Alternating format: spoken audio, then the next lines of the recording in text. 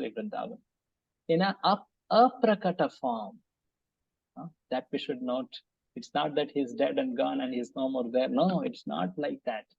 Say, suppose we visit some famous person of this world, say,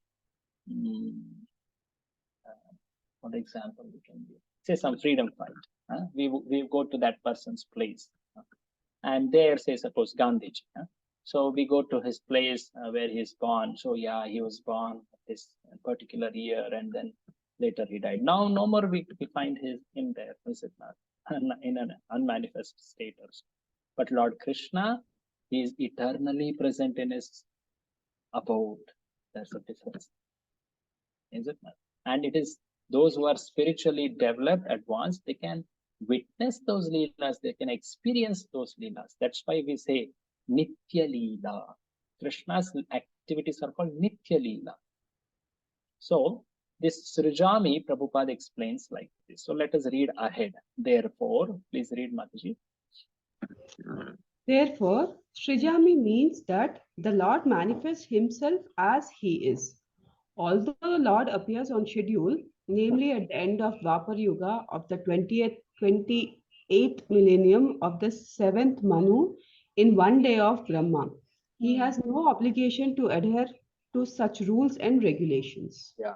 So here you can note that Krishna appears many times in many forms. We say it appears. No, the word exactly is appearance. We don't say birth. That may be a common usage, but actually we have to say appearance. Avirbhava. Even the word Jayanti, that's to be used only for Krishna, not for people of this world. So in that sense, Krishna appears in this world in many forms, which are called as avatara. That's the word. Sometimes you have nowadays movies called avatars, is it? Avatar. But actually, what they mean as avatar is something extraordinary, something which is something like a terrestrial or some alien or something like that. But that is not spiritual in any way. So Prabhupada explains what is avatara. He will say that in a later section. So Prabhupada is telling here, though Lord appears in many, many avatars, but he himself comes at a particular time, which is very precise. So that is described as that 28th Manu. Let's see that. So once we had described this, it came in one of the purports that in the long duration of one day of Brahma, which is 311. No, sorry. 1 day of Brahma is 4.32 billion years. That's so long, actually, according to human calculation. So there are 14 clear divisions of time. Those divisions are ruled by one predominant person called as Manu. That's why there are 14 Manus, we say. The current Manu is 7th in the order. So that's why in the Yajna Sankalpa, they say this actually. Manu, what's the type of Manu? What's the number of that Manu? What's the Yuga? What is the, all that detail they go actually. Ashtavimshati Kali Yugasya Prathama Sandhyayam. Like that it goes. Adya Brahmane Dvitiya Pararthe Shweta Varaha Manvantare Ashtavimshati Kali Yugasya Prathama Sandhyayam. Like that it goes. So the point is, Prabhupada is pointing out the specific time when Krishna himself, the original personality, appears. When does that happen? In the one day of Brahma, in which there are 14 Manvantaras. In that, the 7th Manvantara, there are 71 divisions, which are called Divya Yugas. One Divya Yuga is 4 Yugas together. In that, the 7th Manvantara and 28th Divya Yuga, Ashtavimshati, 28th Divya Yuga, very, very precise it is. And in the 28th Divya Yuga, Krishna himself appears at the end of Dwapara Yuga. This is the original personality, Swayam Bhagavan Krishna. And so that is specific. So Prabhupada is actually pointing out this particular appearance of the Lord, the original personality. Otherwise, Lord has many other forms of appearance. Like every Manvantara he appears, every Yuga he appears. So like this, there are many avatars. Leela Avatara, Guna Avatara, Manvantara Avatara, Purusha Avatara, Shaktyavesh Avatara. Prabhupada will describe that. So, but he is pointing out the Swayam Bhagavan Krishna in this particular section. So, though he comes at a very scheduled time, still he has no obligation to any rules and regulations. So, Prabhupada says, in this shloka, the word was used called as dharma. So, what is that dharma? Can you please read this ahead? Therefore, the dharma, the principles of that. Please read.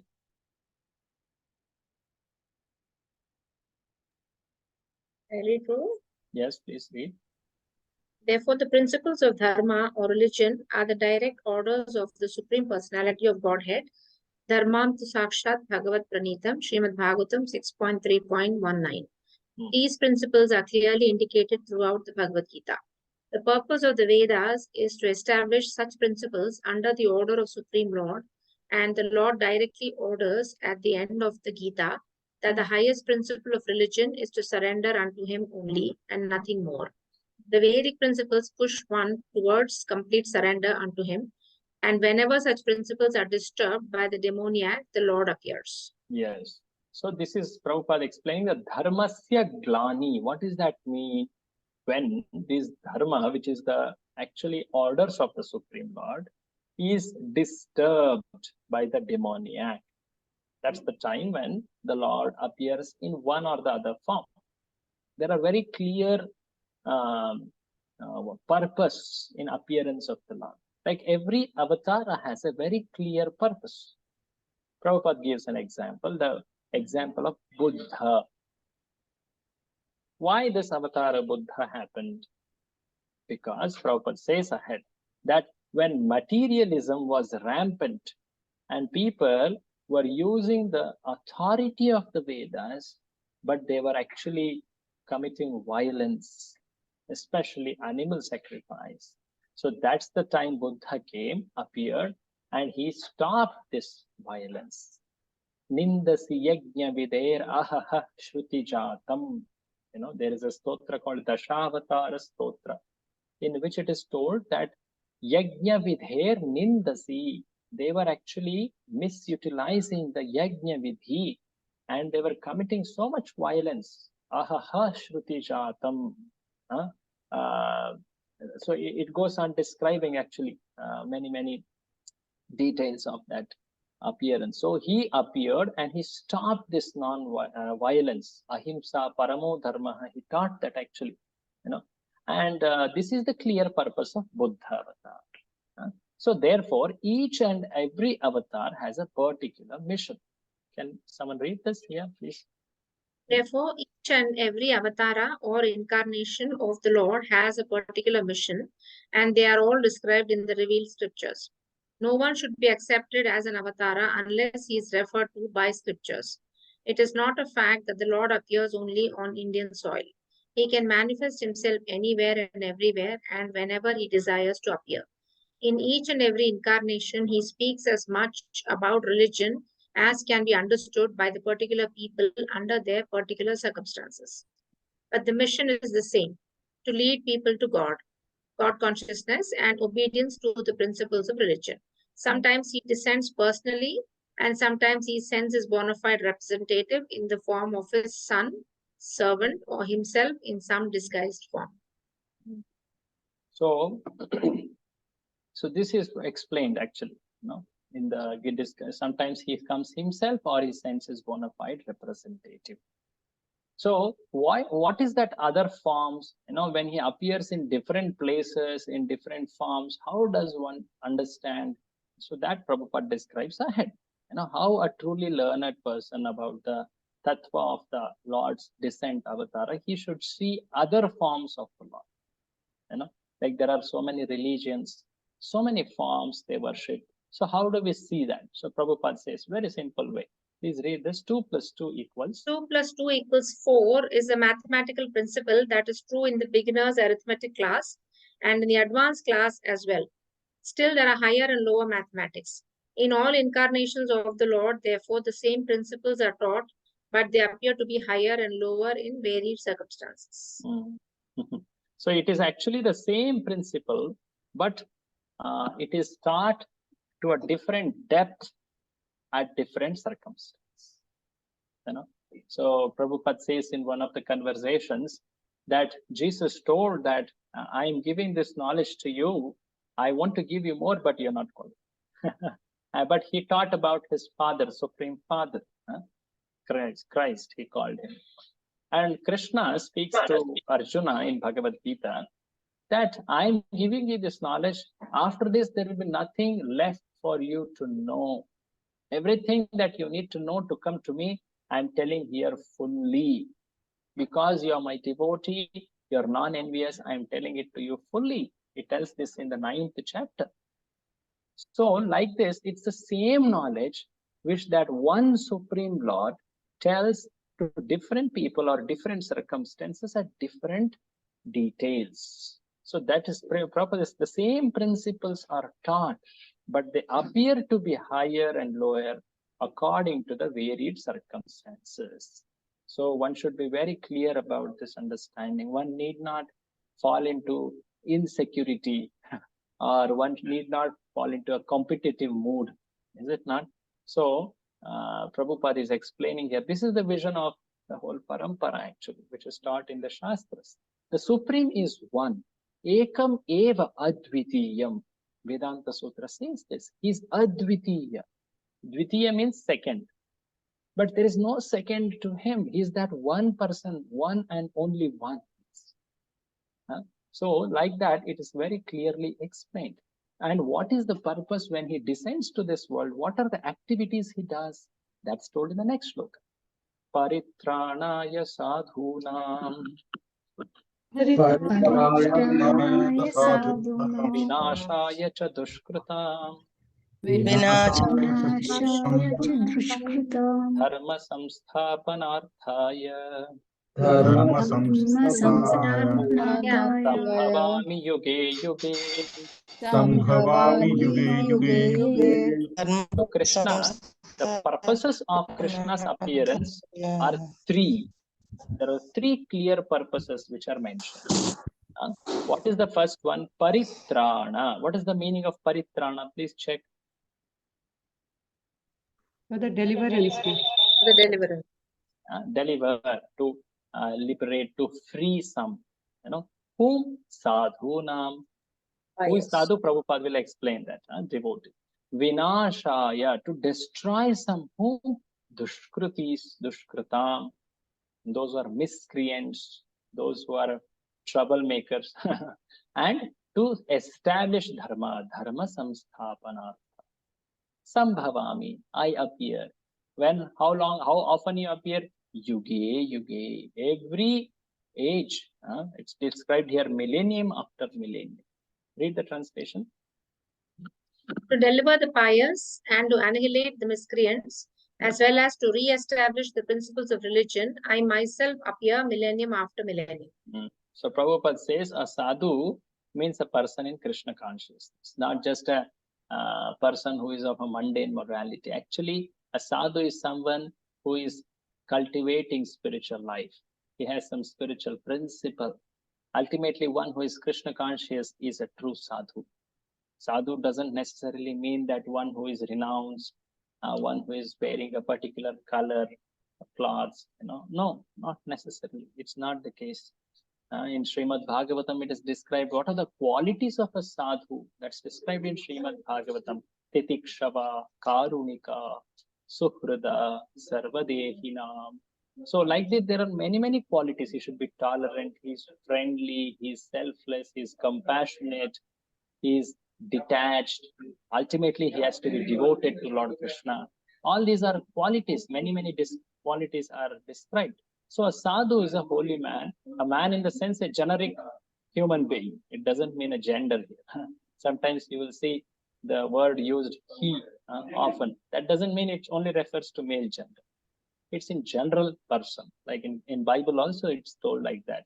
In Bhagavadgita you will see, because the recipient is a male, that's all. But it applies to every person, either male or female.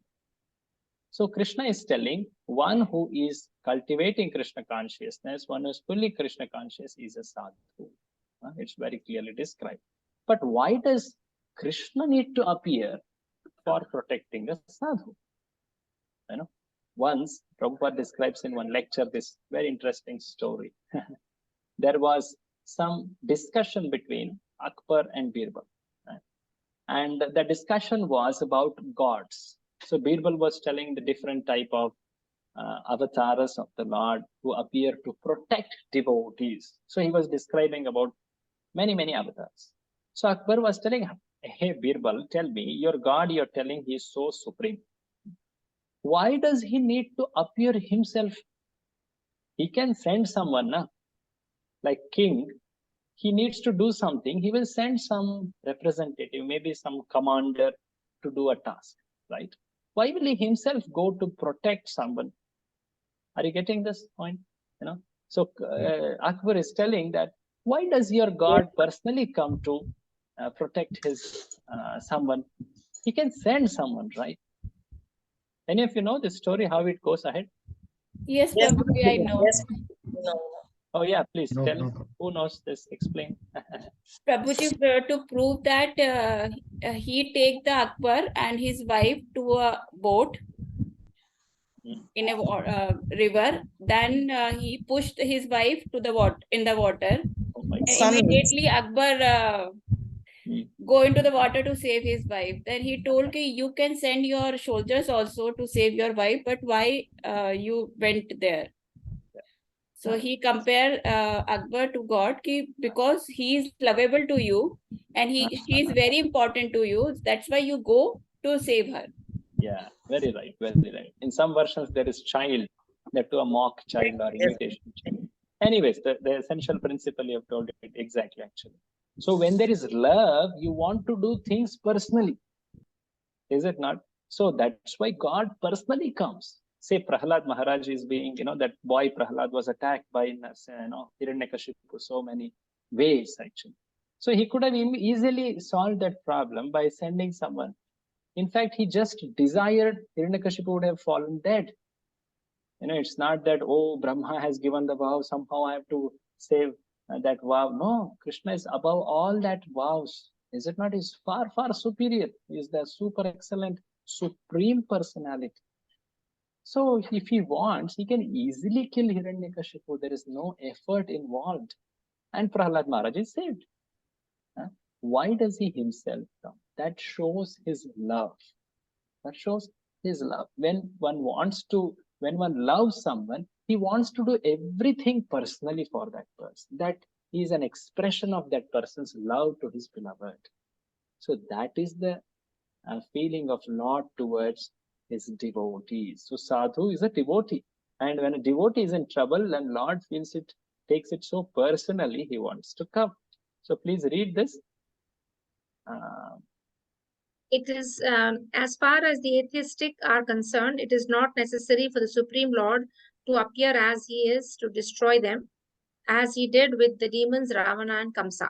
The Lord has many agents who are quite competent to vanquish the demons, but the Lord specially descends to appease his unalloyed devotees who are always harassed by the demoniac.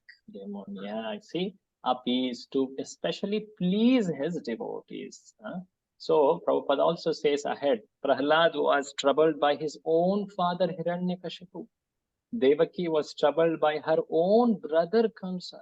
You see how demoniac people don't care for any sense of relationships. When something is in trouble for them, they are ready to put that person to end. They're ready to destroy them, be it even their close relatives, someone like their own child. So seeing this situation, Krishna, who loves his devotee, appeared. So here Prabhupada says Lord Krishna appeared primarily to deliver Devaki rather than kill Kamsa. Similarly, to deliver Prahlad rather than kill Hiranyakashipu. But that purpose also happened. It's not a main purpose, but that also happened. So Prabhupada describes the word avatara from Chaitanya Charitamrita. He says, what does avatara mean? Avatar or incarnation of Godhead descent means that which descends from kingdom of God to material manifestation. So there is spiritual world, it is kingdom of God. From there, the Lord descends to this material world. That descent, avatarana, that's why that word becomes avatara. Of course, the English equivalent, which is used very famously in Bible and many other scriptures, is incarnation. But what it actually means is divine descent. So that should be very clearly understood. So there are many types of avatars, 6 of them primarily in broad categories, which Chaitanya Charitamrita describes. Teachings of Lord Chaitanya book, Prabhupada has described them. But Lord Krishna is the origin of all the avatars. He is like the fountain head of all avatars. So he is the Prabhupada describes here the position of Krishna. Please read this part. Lord Krishna is the primeval Lord, the fountainhead of all avatars. Lord Krishna descends for the specific purpose of mitigating the anxieties of pure devotees, who are very anxious to see him in his original Vrindavana pastimes. Yeah. Therefore, the prime purpose of Krishna Avatara is to satisfy his unalloyed devotees. Unalloyed devotees. See, for his Ananya Bhaktas, Krishna appears to please them. They are always anxious to see him, to hear him, to serve him, to reciprocate with them. Krishna appears. So Prabhupada also takes this opportunity to mention a very specific avatar who is not exerting himself as avatar, who doesn't tell himself as avatar. That's the very speciality of this avatar. That's why this avatar is called Channa. Channa means covered, covered incarnation. That avatar is Lord Chaitanya Mahaprabhu. It's told in the Shastras many places about his descent, but in a very covered manner. So Prabhupada says Lord Chaitanya as the incarnation of Krishna is described secretly but not directly in confidential parts of the Vedic scriptures. That's how the followers of Krishna very naturally follow Chaitanya Mahaprabhu, who is none other than Krishna. So that is also explained by Prabhupada here. So in these 2 shlokas, Krishna has told what is the purpose of his descent. So someone please say what is the purpose from these 2 shlokas. Very simple. Deliverance of devotees. Correct. To kill the or destroy the demons. Demons. One more. Yeah. To establish the dharma. Establish the religious principles. Dharma samsthapana. And this happens whenever the adharma is increasing and dharma is decreasing. Now, when Lord appears, what are the benefits which a jiva gets? That's told in the next 2 shlokas, 9 and 10. So the purpose was described in the earlier 2. Now the result or benefit of Lord's appearance for the jivas is described in the next 2. Janma karma cha me divyam. Janma karma cha me divyam. Evam yo vitti tattvataha. Evam yo vitti tattvataha. Tyaktva deham punarjanma. Tattva deham punarjanma. Naiti mameti sorjuna. So Arjuna. One of the very favorite shlokas of Srila Prabhupada, especially on the day of Janmashtami, he would always speak on this shloka. You hear many lectures of Janmashtami occasion by Prabhupada. This is the shloka of discussion he wants to speak on.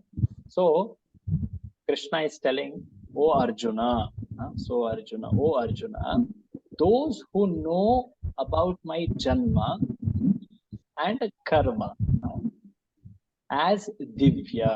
Those who know that my birth, or actually it's not birth, but my appearance and activities as transcendental Divya, they receive this benefit, that is, at the end of their body, Tyatva Deham, they will not get Punarjanma. Punarjanma na iti. They will come to me, Mam eti. Very simple Sanskrit. Read the translation. Maybe someone else wants to read? Hare Yeah, Krishna. please, someone else take up the. Yes, I Prabhuji, I will can do it, read. Hare Krishna Prabhuji. Okay, One, Prabhuji, you can the continue. transcendental nature of my appearance and activities does not, upon leaving the body, take his birth again in this material world, but attains my eternal abode, O Arjuna. Yeah. So very clear benefit, that is, a person will not need to take birth again in this world. He will attain Krishna. He will go to spiritual world. So what is this so important, so wonderful about this promise? So Prabhupada says, do not think that this promise is so easy. This is the result which is promised is so lofty. It is not at all easy for a jiva to attain liberation. Prabhupada explains that many people try in many paths, but they risk, they always have the risk of returning back to this world, be it Jnana Yoga, Ashtanga Yoga, many different types of yoga. So there is always this risk, but that safe method to go out of this material world, to attain spiritual world, is knowing Krishna's appearance and activities in truth. Tattvataha. That word is very important. So Prabhupada says, please read this. But the devotee, simply by understanding the transcendental nature of the body and activities of the Lord, attains the abode of the Lord after ending this body, and does not run the risk of returning to this material world. Continue reading in the Brahma Samhita. In the Brahma Samhita 5.33, it is stated that the Lord has many forms and incarnations. Advaitam Achyutam Anadim Anantarupam. Although there are many transcendental forms of the Lord, they are still one and the same Supreme Personality of Godhead. One has to understand this fact with conviction, although it is incomprehensible to the mundane scholars and empiric philosophers. So it's very, very important to understand how is it that Krishna's appearance and activities are transcendent. The whole of Bhagavadgita, in fact Bhagavatam, the purpose is to make us understand this, so that we remember with great affection. We develop that attachment to the Supreme Lord, who comes out of only and only pure love for his jivas, actually. So this understanding of why Krishna does what he does, why does he descend to this world, very important to understand. So Prabhupada explains that Eko Deva, this one Lord it is actually, Eko Deva Nitya Leela Anuraktaha. He is always absorbed in spiritual pastimes, Nitya Leela Anuraktaha. But only for exchanging rasa with his devotees, he comes to this world.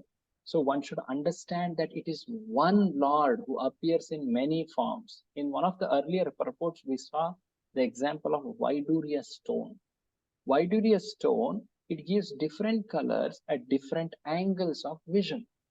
Similarly, that one Supreme Lord, he appears in various forms, which are all eternal actually, but according to the mood of the worshipper. Prabhupada had explained that. In Srimad Bhagavatam also this truth is explained. Yad yad urugaya vibhavayanti tat tad vapuh pranayase. Like that, there's a very famous shloka. So one should understand this truth in great faith and conviction. And such a faithful person, devotee, is promised this perfection. This is described and explained in many parts of Vedic scriptures. So Prabhupada is quoting from Upanishads actually. Tameva viditvati mrityumeti nanya pantha ayanaya vidyate. Very famous line actually in the Vedic recitations. So the point of understanding the tattva of Krishna's appearance and activities. See, we may know Leelas.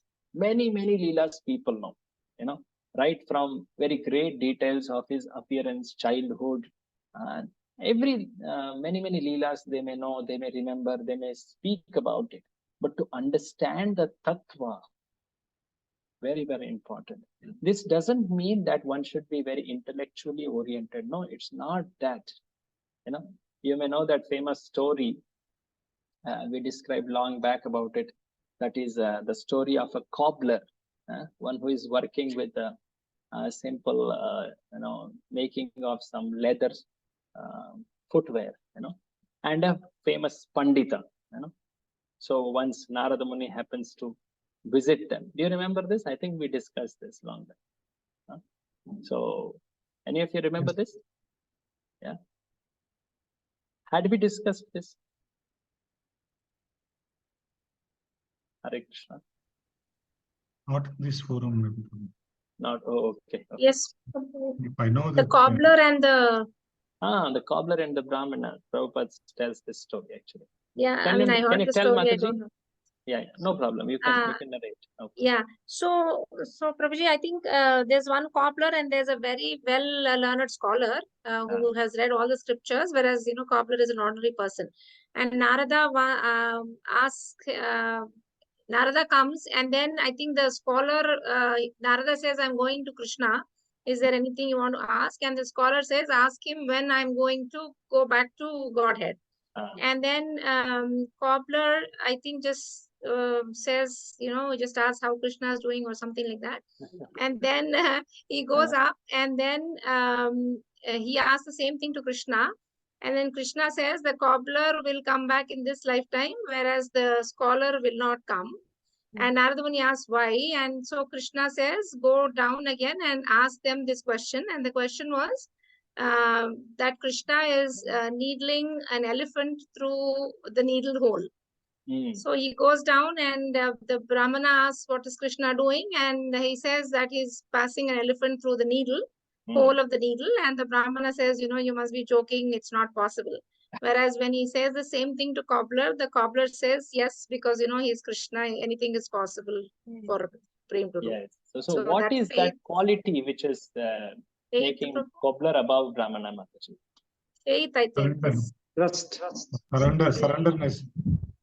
Surrender. No, he knows the tattva of Krishna. To tell him in the relevance of this shloka. So this Brahmana may know even the shlokas. He may be able to explain it better, but does he really is convinced about it? Is he faithful about that? So it does. This shloka doesn't mean that one should very thoroughly study, be very expert in telling shlokas. It's not that. That's not the import of the shloka. What it means is to understand Krishna's tattva means to develop that faith. And that will happen when we hear from advanced Vaishnavas. It's not just an intellectual exercise of memorizing, analyzing.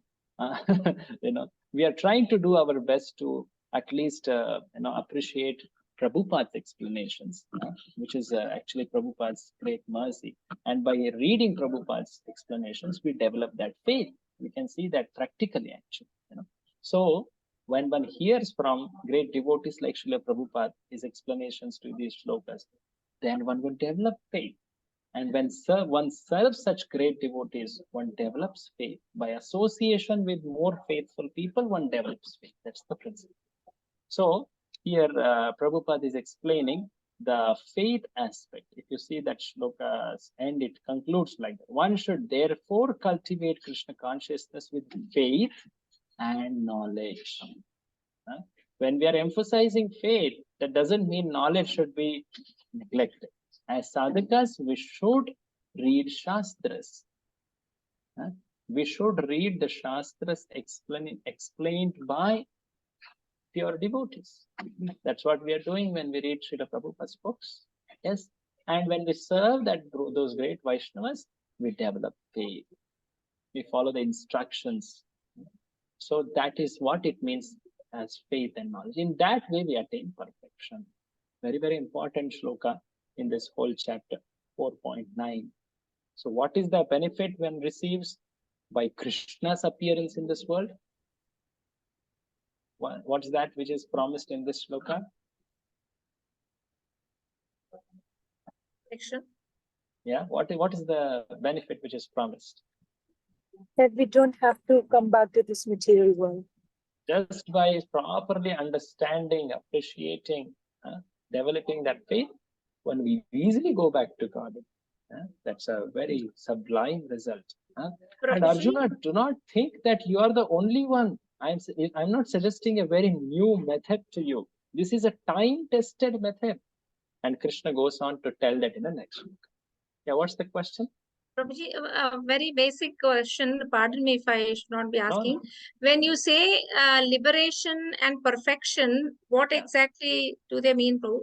There is gradation in it. So when we say perfection, there is also gradation in it. So perfection in general means whatever we act, doing actions, they should in true sense become perfect or give success. It is it's one of the verses actually tell in the 15th chapter. Krita kritya, that's the word which is used. Basically, what it means is every action is its goal, according to Bhagavatam, is supposed to take us closer to Krishna. In that sense, that action becomes perfect. So that is the sense of perfection. And liberation means basically it should free us from the effects of material nature and develop attachment. That's the. So coming out of cycle of birth and death is liberation, no matter where we go. Yeah. I mean, we could be in any place outside the material world. Yeah. Vaikuntha Lokas or Goloka. Yes, that's true. Yes. So let's go ahead. So Krishna is assuring Arjuna that many people have attained perfection like this, Arjuna. It's not that you are being suggested something which earlier no one has tried. When we hear that, in my college, I see that my seniors, they are passing the exams and they are getting so many good jobs. Then we also develop that great faith, is it not? So similarly, Arjuna is shown that that so many people have earlier succeeded like this. So many, in fact, by practice of bhakti, so many people have attained spiritual world. So that is described. Vitaraga bhaya krodha. Vitaraga Bhaya krodha. Manmaya mam upashrita. Manmaya mam upasthita. Bahavo jnana tapasa. Bahavo jnana tapasa. Bhuta madbhavamagata. So in this particular shloka, Krishna is telling Bahavo jnana tapasa puta. Bahavo means many. Many people, by cultivating knowledge, it's called as jnana tapasa, they have become purified, puta, and they have come to me, madbhavam agata. They have come to me, they have attained me, Arjuna. And how did they attain? They practiced this knowledge. Especially, they kept themselves away from three important traps. Raga, Bhaya, Krodha. They kept themselves away from these three important traps. And they were absorbed in me, Manmaya. They took shelter of me, Mam Upashrita. By doing this, they attained me, Arjuna. Madbhavam agata. Read the translation. Being freed from attachment, fear and anger, being fully absorbed in me and taking refuge in me. Many persons in the past became purified by knowledge of me, and thus they all attained transcendental love for me. Love for me. Madbhavam agata. So they not only attained my abode, they even attained love for me, transcendental love for me.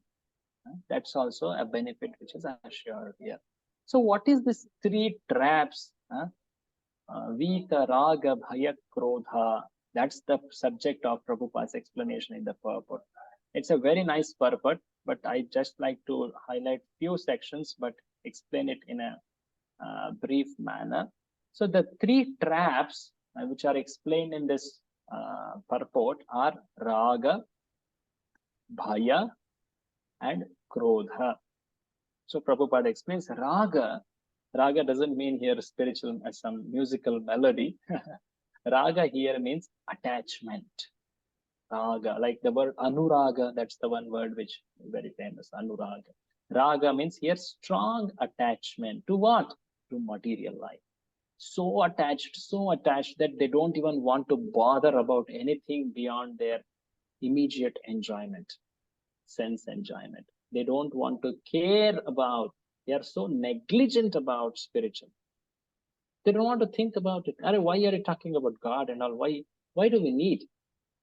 I'm so absorbed in my work. I'm achieving my goals and getting more and more money and enjoyment. And that's all is the goal. So narrow-minded. They are negligent of spiritual. That's the one trap. That is a strong material attachment. The second is people sometimes they may experience some miseries in the world and they may want to leave material world, but they become very fearful. Oh, in this world, I always experienced misery because I try to relate with a person. When I relate with a person, I experienced misery, be it any type of, be it a master, be it in any form of social relationships. So there was always some fear in that person's mind. I don't want to meet anyone. I don't want to develop any kind of attachment with these people of the world. But when he hears, Hare, I want to get out of this world, but there are so many people. I need to live with them. Oh, I don't want to go there. I'm very fearful to go to spiritual world. I better, leave my form only. I better live as if some energy, or I merge into some energy. That is called as Mayavad or impersonalism. That's the second trap. So first is raga. The second is bhaya. And the third one, very interesting, Prabhupada explains, is krodha. Krodha means an anger which is born out of frustration. So this person, he has developed some detachment due to some miseries experienced in this world, which are there for everyone. But somehow he has thought of not getting attached to this world. But at the same time, when he tries to learn something spiritual, he also finds so much of confusion. People are saying God is this, God is this. Another person is saying this is God, this is God, this is the true principle, true religion. So like this, he sees so much of speculation or confusion or arguments, and he becomes angry at all of it. So much so that there is no God. God is just a zero, void, shunyavad, or God is not there, atheism, which is another form of, all these are different forms of expressions of anger. So this is the third trap. So what are the three traps? Hare Krishna, the shloka, it's very clear. Raga, bhaya, krodha. Raga, bhaya, and krodha. So what does raga mean? What does raga mean? What it leads to? Attachment to material life. Attachment. They will neglect the spiritual life. They will neglect. Because of too much attachment to material life, they don't want to care or think about spiritual. The second trap or affliction. Bhaya. Bhaya. What does it mean and what it leads to? Fear. Fear of spiritual identity. What it makes person. Explain. So Mayavadis especially, they are very scared to identify themselves as spiritual. Especially they are very scared of form, personalities. That's why they want to merge and basically end their identity. That's called spiritual suicide. Prabhupada says that in some purport section. It's a spiritual suicide. And third one is krodha. What does krodha here mean? Anger out of frustration. What frustration, Mataji? What is that frustration here? Not Confusion about completing desires. Due to hopelessness. Spiritual speculation. There are so much of confusion, so much of different opinions, different explanations of spiritual truth. So he becomes very angry, frustration about them, and what he leads his life to, that is voidism or atheism. So this is explained by Prabhupada very beautifully. Let's just read the highlighted part. So I just thought to give that summary so that it's very clear what is Prabhupada explaining. Read the highlighted part, Prabhuji. Yes, sir. Generally, people who are attached to the bodily concepts of life are so absorbed in materialism that it is almost impossible for them to understand how the Supreme can be a person. Continue. In the materialistic concept, the body is perishable, full of ignorance and completely miserable. Therefore, people in general keep this same bodily idea in mind when they are informed of the personal form of the Lord. For such materialistic men, the form of gigantic material manifestation is supreme. See, 1 minute. The first highlighted part explained actually about raga. They're attached to bodily conception. They are so absorbed. It's impossible for them to understand. So the second highlighted part actually explained about, what's it about? Bhaya. Bhaya. So here Prabhupada says they are, when they're informed of the form of the Lord, they have that same idea, bodily material idea, like that. Continue. And because they are too materially absorbed, the conception of retaining the personality after liberation from matter frightens them. When they are informed that spiritual life is also individual and personal, they become afraid of becoming persons again. And so they naturally prefer a kind of merging into the impersonal void. See, this is also Bhaya. So Bhaya Prabhupada was- little ahead says this is a kind of fearful stage of life. And then later he says, read this, being embarrassed. Being embarrassed by so many theories and by contradictions of various types of philosophical speculation, they become disgusted or angry and foolishly conclude that there is no supreme cause and that everything is ultimately void. Such people Such people are in a diseased condition. of life. So Some now people- Prabhupada kind of summarizes, so you can note them very clearly. Some people are too materialistically attached and therefore do not give attention to spiritual life. Some of them want to merge into the supreme spiritual cause, and some of them disbelieve in everything, being angry at all sorts of spiritual speculation out of hopelessness. See, all three of them came in this one line. So Prabhupada says one has to get rid of all these three stages of material consciousness: attachment to material life, fear of spiritual personal identity, and the conception of void that arises from frustration of life. Very clearly Prabhupada is pointing out. So these are the three tribes. Of course, after this, Prabhupada explains about what it means to attain madbhavam agata. That means practice of bhakti, which involves 9 stages: Shraddha, Sadhu Sangha, Bhajan, like that. So there is a detailed explanation about it. So basically, we saw 2 benefits of understanding the Janma and Karma, which is Divya of Lord. One is, one actually frees himself from this world. Naiti punarjanma, punarjanma na iti. And then here it is told, madbhavam agataha. He attains love for me. So like this, Krishna explained what benefit you get by knowing the truths about me, like that. So now these 2 shlokas actually point out those people who really desire to attain Krishna. Very interestingly. They want to attain Krishna, and this is the benefit there is. But some people come to Krishna not for spiritual reasons. They come for so many types of reasons. Most of the time they are material in nature. They want some material benefit, some wealth, some fame, some reward, some solving of some misery, like this. So many of them. So what happens to them, oh Krishna? They may not be interested in liberation or attaining love for you because they are not developed in knowledge. So what will they get? For that, Krishna tells next shloka. Ye yatha mam prapadyante.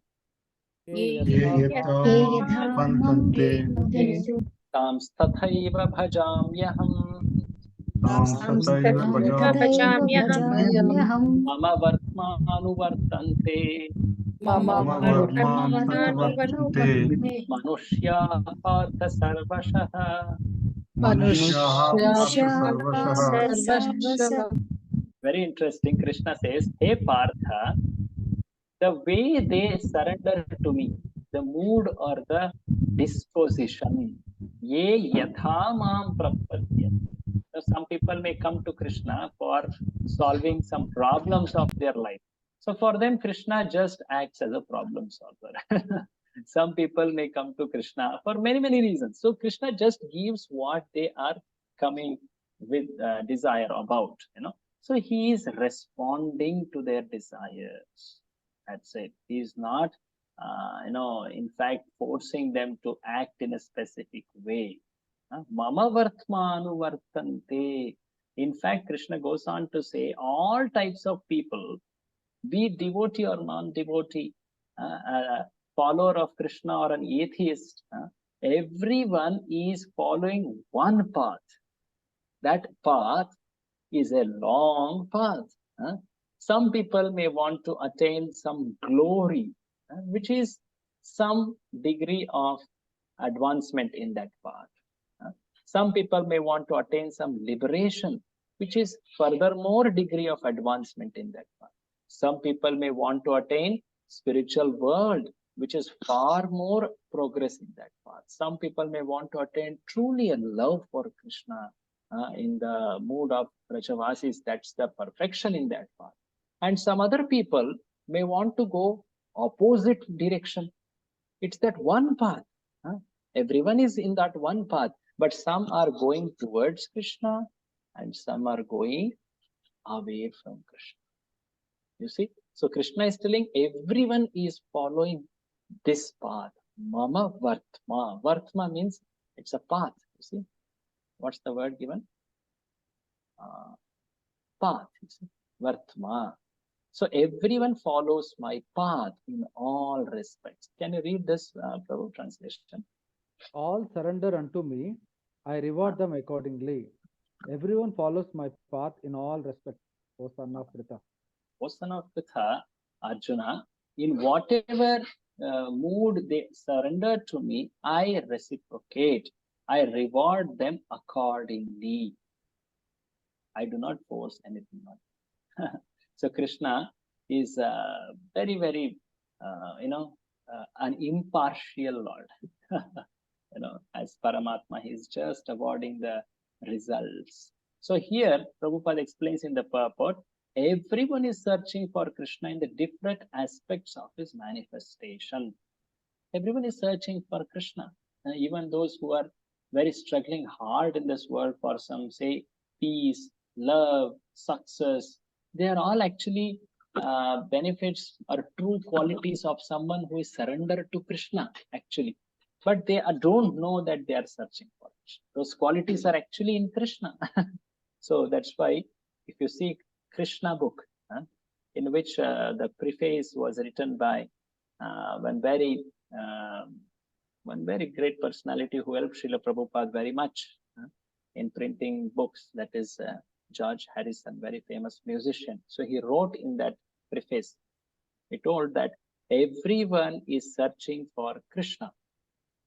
Some know it, some don't know it.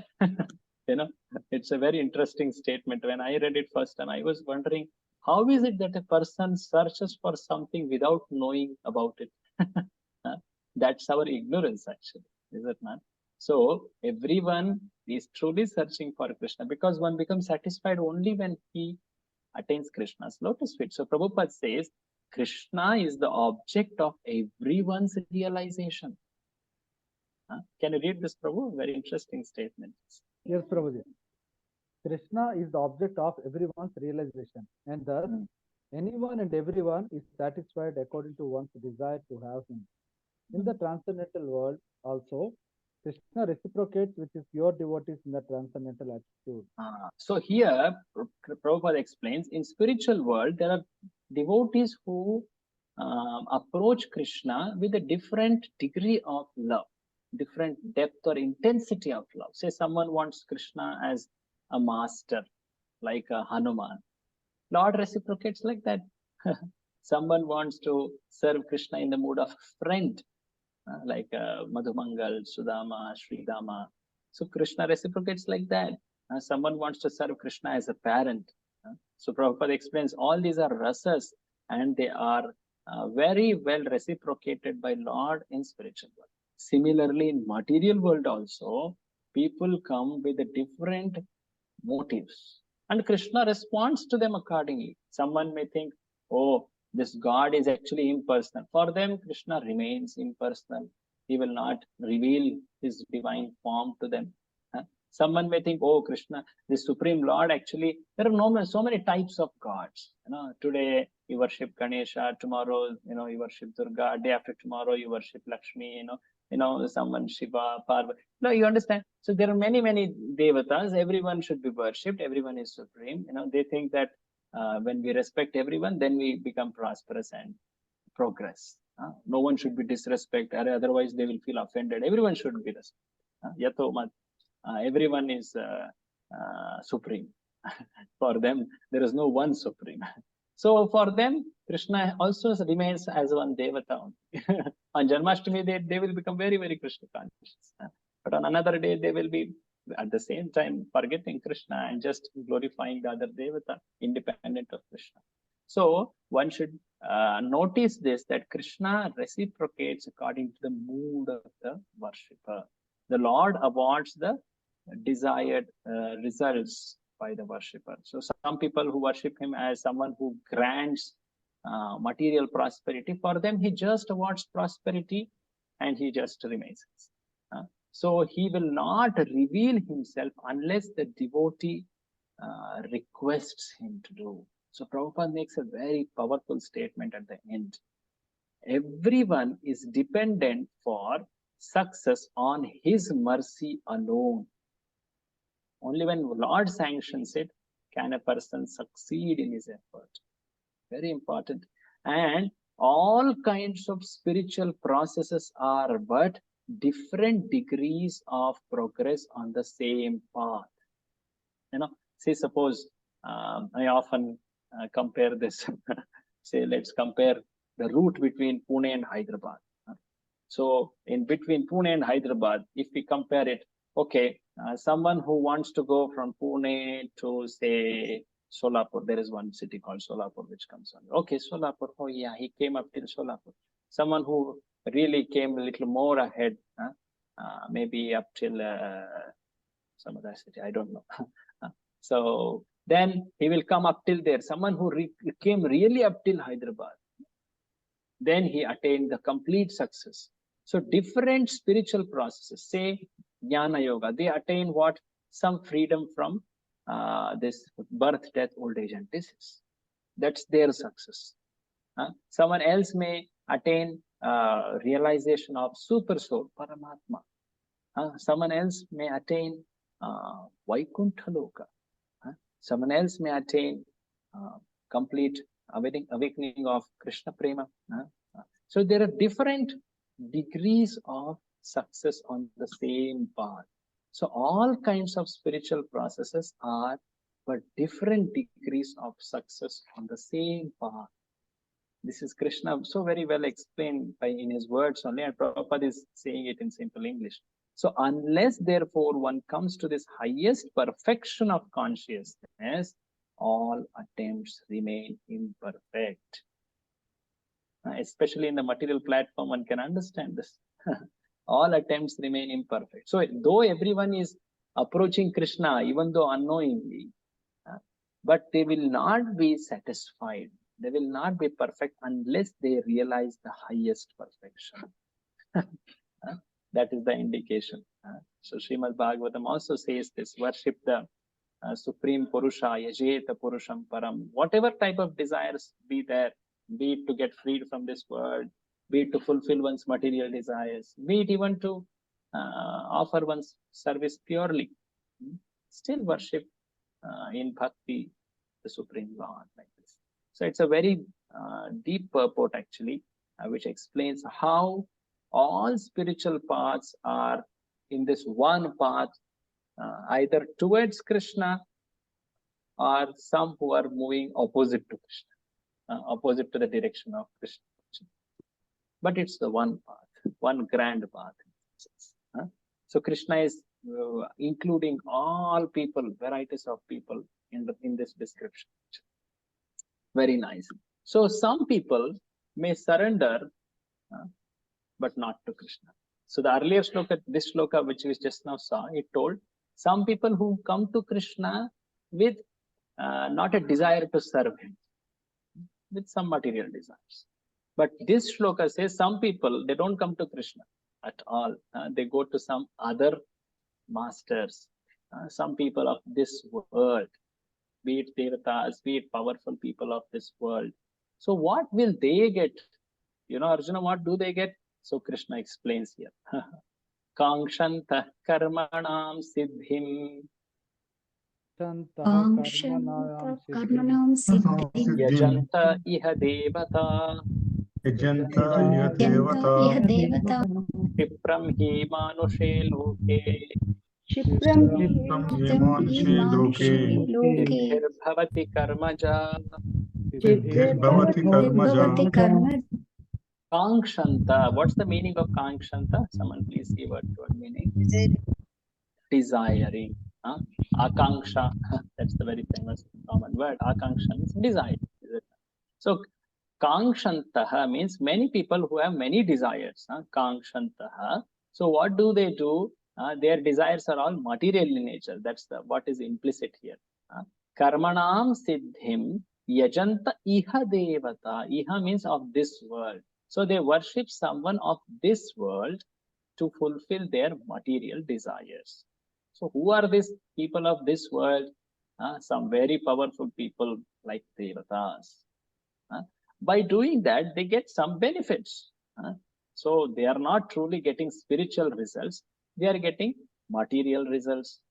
Krishna is saying they may get some quick material results. Kshipram hi manushe loke. But they indeed have to keep taking repeated birth.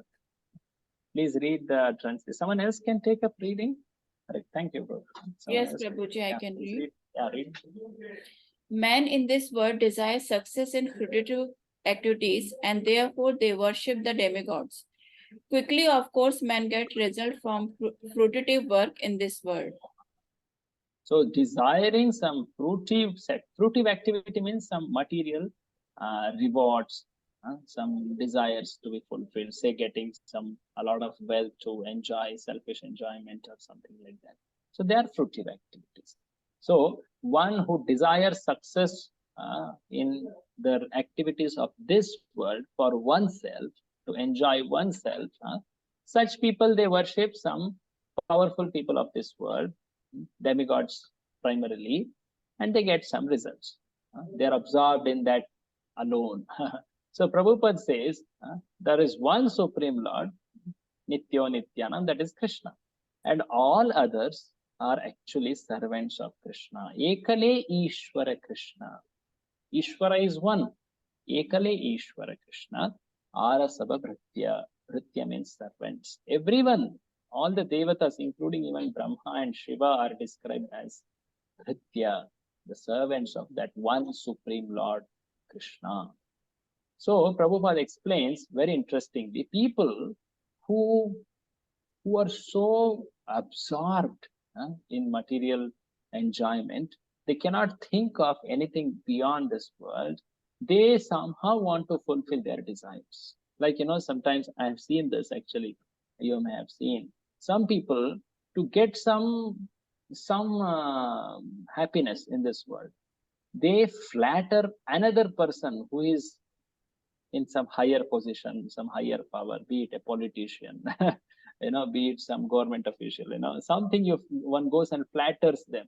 Yeah, you're so great, so wonderful, he gives them gifts, he bribes them, so many ways he does. So, but that is all for what? So that person favors me, he fulfills my desire, is it not? So that is the mode with which majority of people worship devatas. So devatas are none but some powerful people of this world. like some high post holding officials. Is it not? Sometimes one goes and flatters some minister because he's in power. So he wants his contracts to be approved, all his pending cases to be cleared, some sanctions to be made, some auctions to be cleared. So all that, he wants some benefits, material benefits. So that's why he worships. He may get also results because that person favored him. But this is not transcendental. There is nothing spiritual about it. Prabhupada is telling here, foolish people, can you read this, Mataji? Yes, Prabhuji. Foolish people, Harta Jnana, worship the demigods because they want immediate results. Yes. They get the result but do not know the results so obtained are temporary and are meant for less intelligent person. Read the below highlight first. The boon of the demigods are material and temporary. Both the material worlds and their inhabitants, including the demigods and their worshippers, are bubbles in the cosmic ocean. In this world, however, human society is mad after temporary things such as the material opulence of possessing land, family, and enjoyable paraphernalia. To achieve such temporary things, people worship the demigods or powerful men in human society. See, the results one gets by demigods, devatas, is material and temporary. So many examples you can see. Be it even Hiranyakashipu, what result he got and how long was its effect? Is it not? So powerful tapasya he did, so long he worshipped. No one could imitate him. No one can perform that tapasya again in this world. But yet, because he worshipped devatas and his desire was material, so result he got also was material and it was temporary. So those who are intelligent should understand the nature of benefits one get. So Prabhupada, actually this concept about demigod worship, Prabhupada will, Krishna will explain further in 7th chapter in great detail, in 9th chapter in great detail, and even in 12th chapter again. Of course, in 18th chapter, it again comes up. In many, many places it comes up. I just told some important sections again in 7th and 9th chapter. So Prabhupada is quoting that verse from 7th shloka. Kamaistaistair Hritagnana prapadyante anya devata. That's a verse which comes in 7th chapter. Hritagnana, those people whose knowledge is stolen by material desires. Can you imagine? Knowledge is stolen, intelligence is stolen.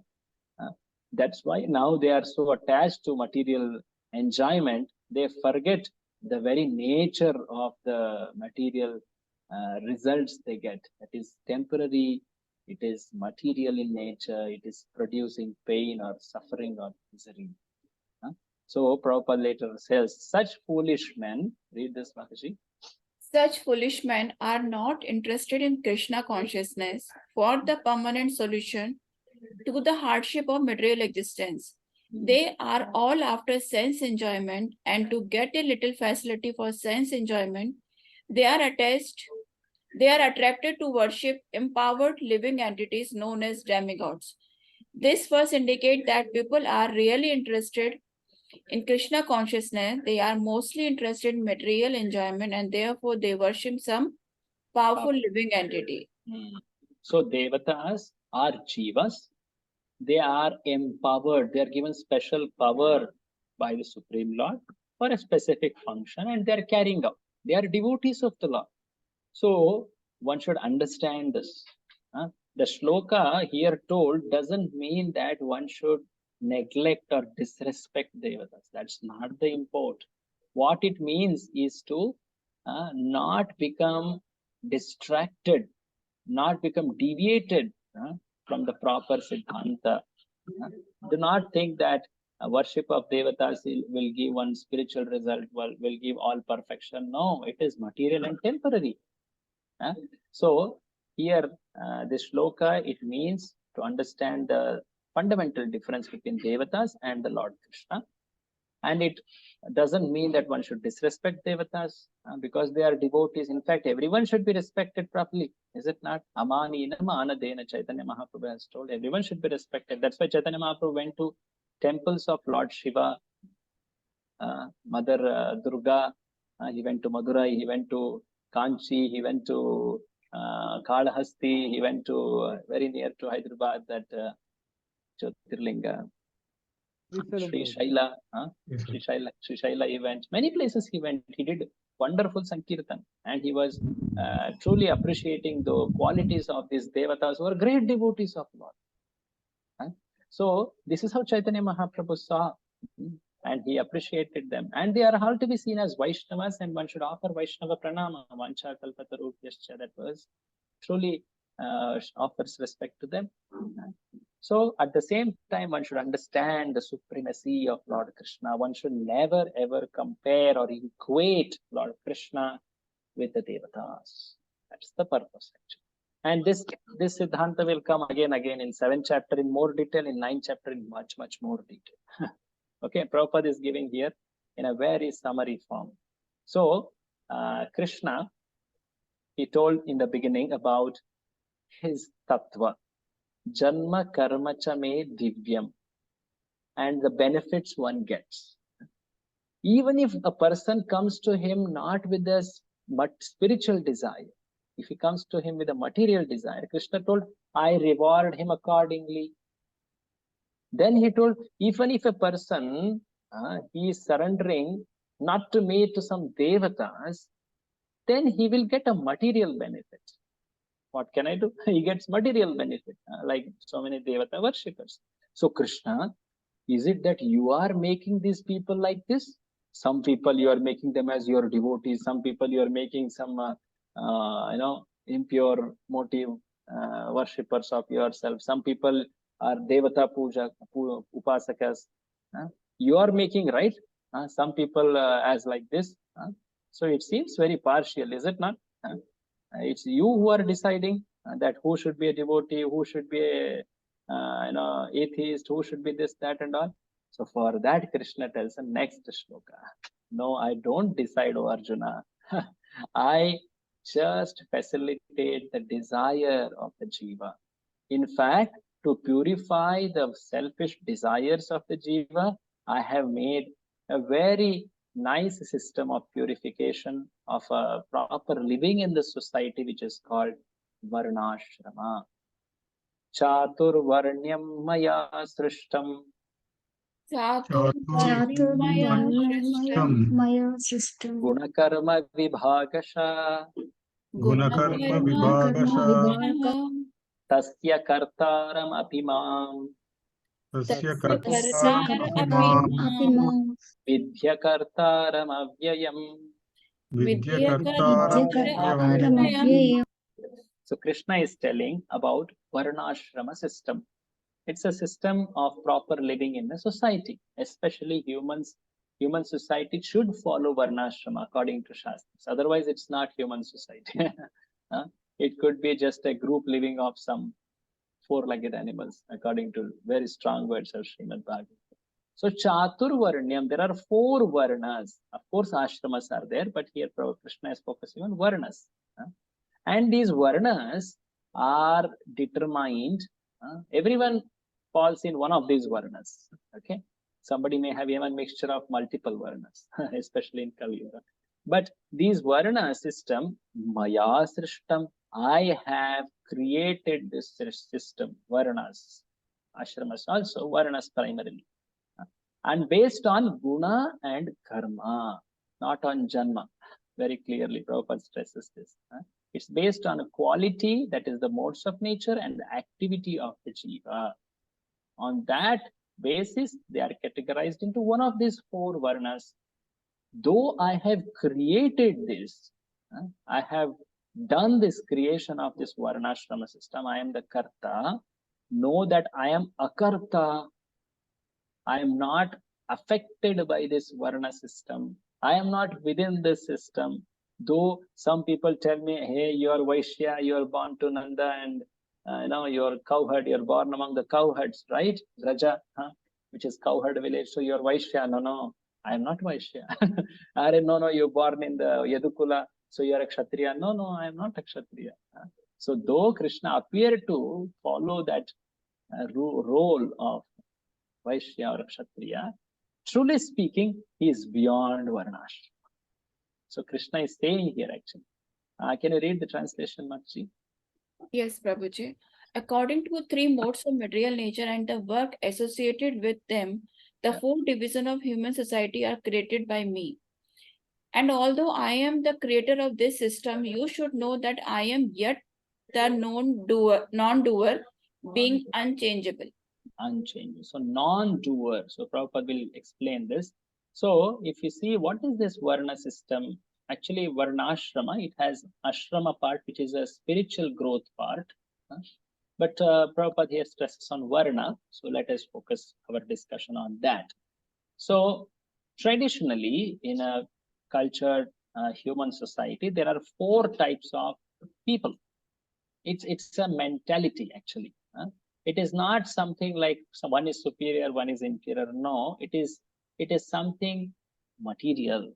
But because it is prescribed in the Shastra, the specific duties according to one's guna, karma, then it helps one to grow in one's consciousness.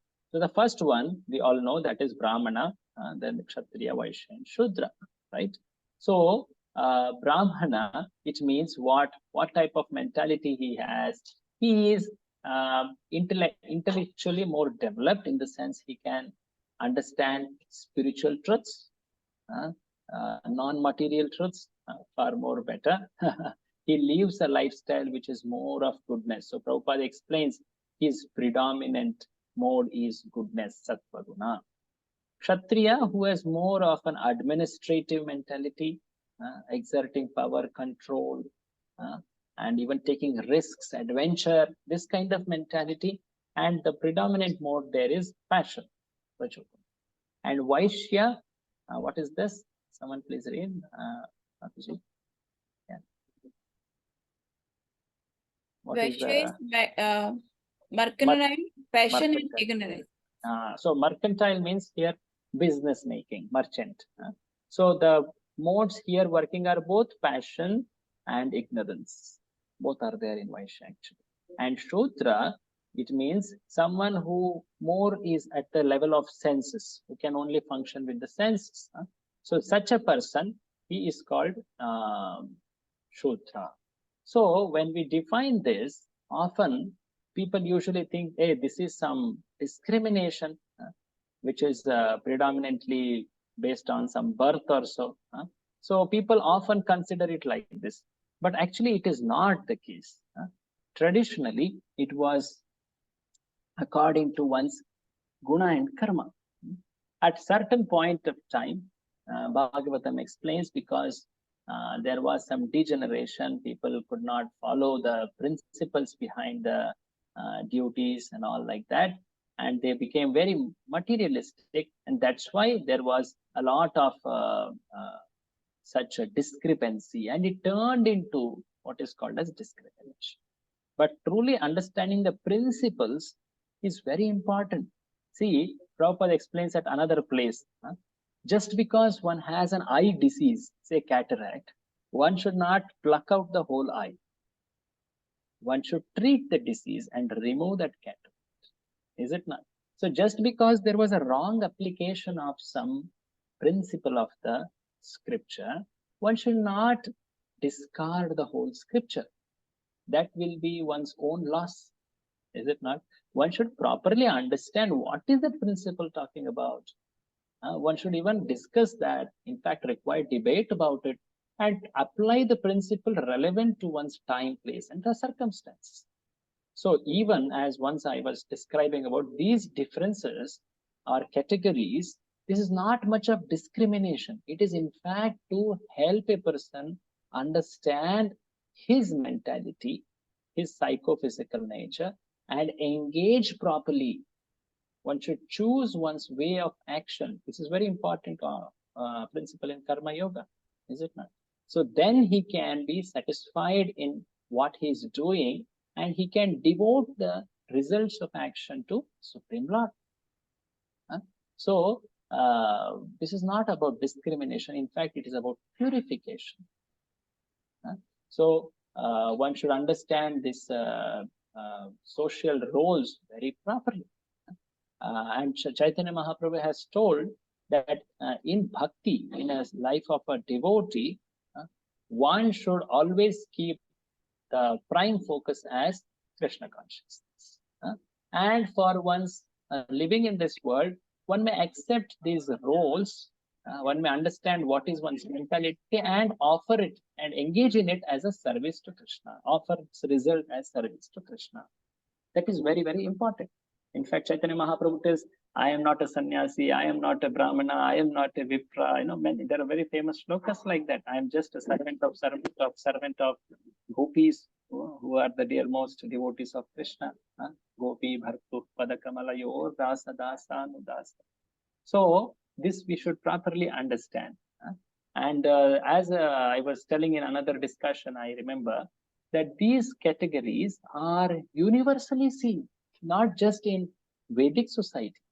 Even in any corporate structure, you have certain categories where someone is doing some research and development, some intellectual work, someone is doing an administrative work, some executive work, and someone is doing some trade, business, finance, accounts kind of work, is it not?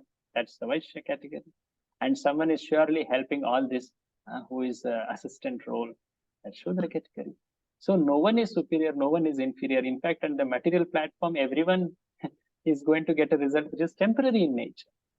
But only when we add spiritual goal to this, purpose to this, then only this purpose, the system becomes perfect. Without understanding the purpose of Varnashrama as serving Krishna, one will still be in this material world. So that Prabhupada stresses again and again. So the prime purpose why Krishna is explaining Varna system in this particular context is to show that different people act according to their natures or desires.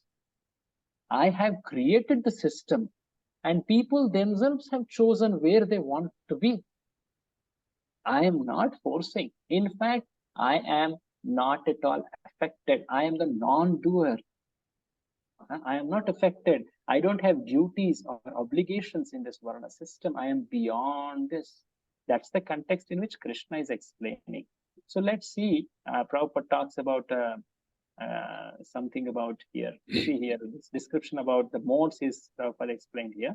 So from here, can you read, Mataji, in spite of this? Yeah, in spite of his creating the four divisions of human society, Lord Krishna does not belong to any of these divisions. Because he is not one of the conditioned soul, a section of whom form human society.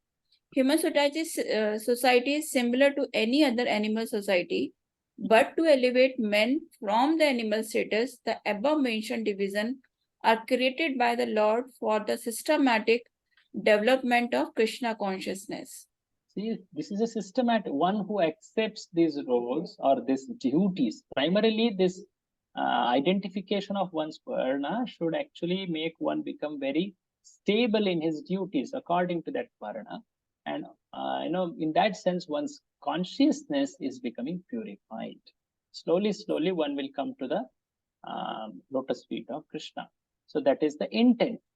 So Prabhupada also says at the end, can you read this, Mataji, last? Yes, as Krishna is transcendental to this system of the four divisions of human society, a person in Krishna consciousness is also transcendental to all division of human society, whether we consider the division of community, nation, or species. Yeah. So someone who has become a pure devotee of Krishna, be it from Brahmana, Kshatriya, Vaishya, Shudra, Brahman, Brahmachari, Grihastha, Vanaprastha, Sannyasa, it doesn't matter. These divisions are all related to body, mind, and intelligence and ego, which is all temporary and material. Ultimately, the soul is beyond this. So one who has developed the love to Lord Krishna, it doesn't matter which varna or ashrama he is from. You can see this very, very clearly in Chaitanya Mahaprabhu's Leela. There are associates of Chaitanya Mahaprabhu. You see even in Panchatattva. There is Nityananda Prabhu. There is Advaita Acharya. There is Gadadhara. There is Srivas. All are of, some are from Grihastha Ashrama. Some are from, Gadadhara is a brahmachari, Srivasa is a grihastha. There are also sannyasis like what is this? Ishwarapuri, Srirangapuri. Like this, there are many sannyasis in Chaitanya Mahaprabhu's Leela. There are also grihasthas. There are also brahmana born. There are also people who are born outside Varnashrama, like Haridas Thakur, who is beyond this Brahmana, Kshatriya, Vaishya, Shudra. He was from a Panchama, he was from a very different background, Mohammedan background. But just see how Chaitanya Mahaprabhu reciprocates with him. That is our standard actually. So, just as Lord is beyond these 4 divisions of human society, similarly, a devotee of Lord who has developed a love for Lord, who has awakened his love for Lord, he is also beyond this Varna and Ashram. You will learn this more in Nectar of Devotion actually. There it comes very, very detailed. So, after explaining how Krishna, he has not forced any jiva to act in any way, but he has created a system of their purification, which is called Varnashrama. Krishna tells Arjuna, I don't have any duty to do, nor am I getting any reaction for any of my activities. He tells it very nicely in this sloka. Namam karmani limpanti. Karmani limpanti. Name karma phale spriha. Name karma phale spriha. Iti mam yobhijanati. Iti mam yobhijanati. Karma bhirna sabadhyate. Karmana bhirna sabadhyate. So Krishna says, Mam means to me.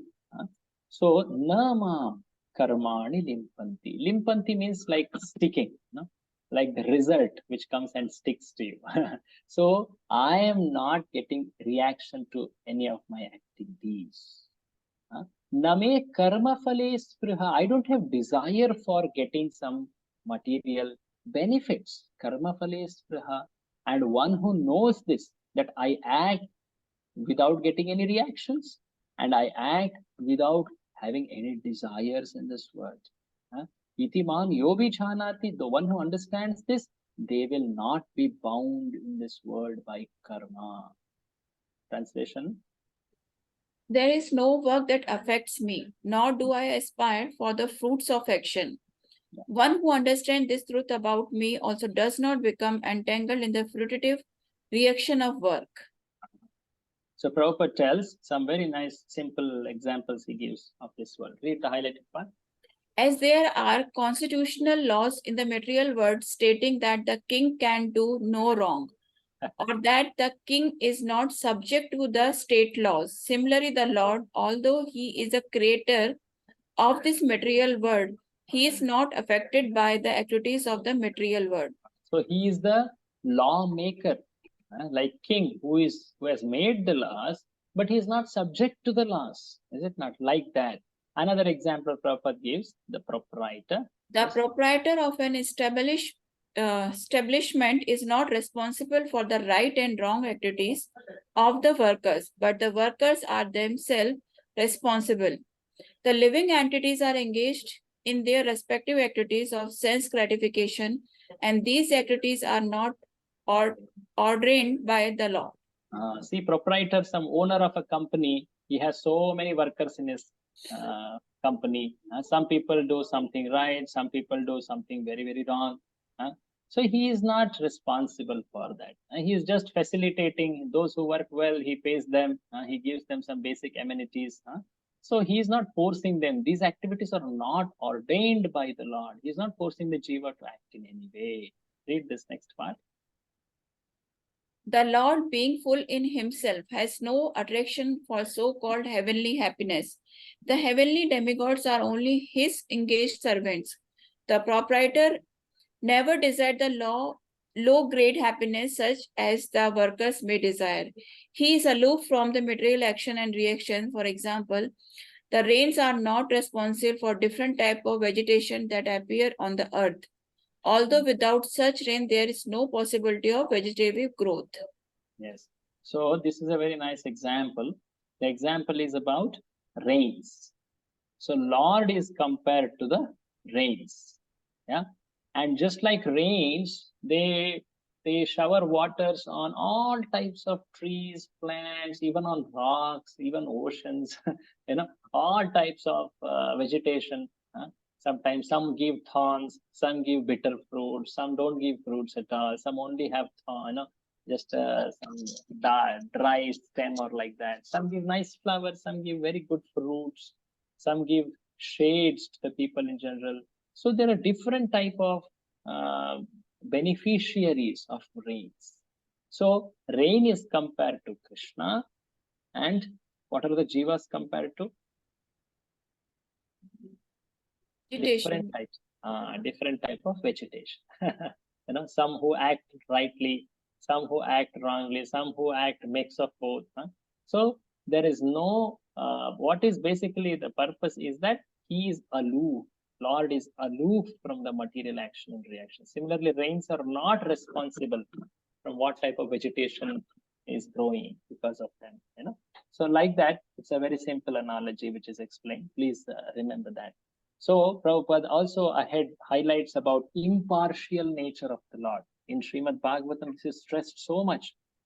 Sometimes in our life, we think, I think Lord God is not behaving well with me. Just see in my life, so much of trouble, trouble after trouble after trouble. Does he not see that I'm chanting Hare Krishna? I'm getting up in the mornings and trying to go to temple every weekend and offer some seva, give some dakshina, give some seva. So one may have that attitude, and that's very natural because we always have experience of those people who show favoritism, who show partiality. But Lord's nature is impartial. Vedanta Sutra again and again says this. He is nairghranye. He doesn't have any hatred, ghrana to anyone. He doesn't favor anyone.